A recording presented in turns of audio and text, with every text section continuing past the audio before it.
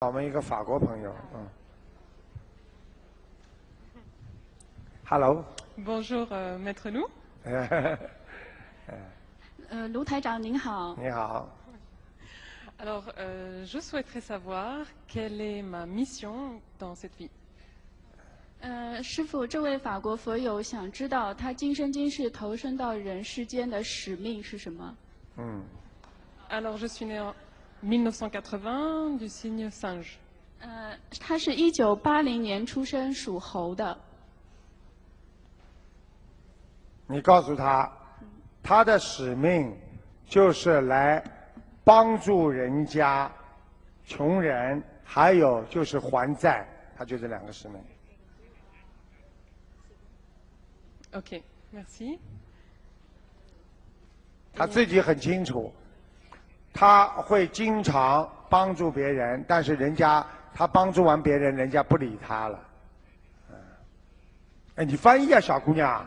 你跟他讲呀，你对，师傅，因为这个他带的那个翻译器，他知道。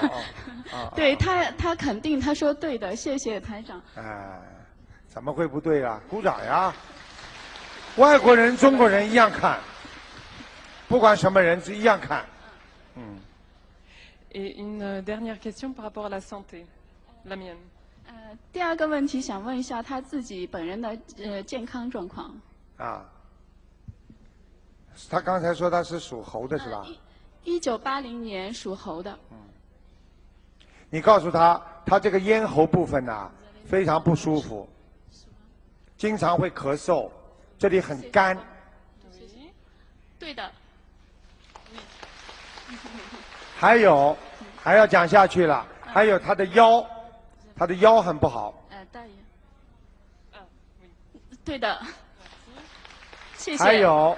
你告诉他，他年轻的时候非常好，现在呢，年纪大了之后呢，他的记性啊很差，记性越来越差。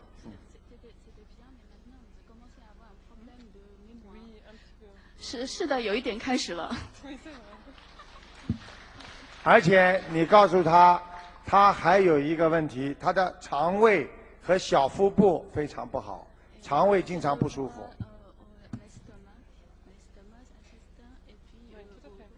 对的，完全正确。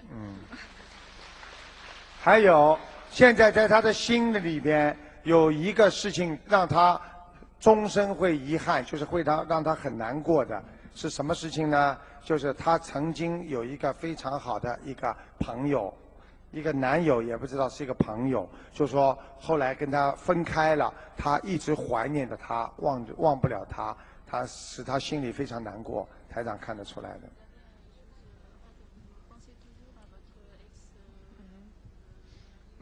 Oui, ou un ami très proche, tout à fait.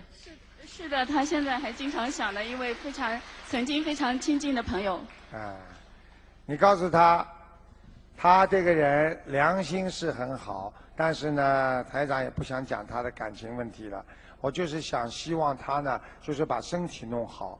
身体呢，他以后晚年会出现一个很大的问题，就是关节，他的关节会很差。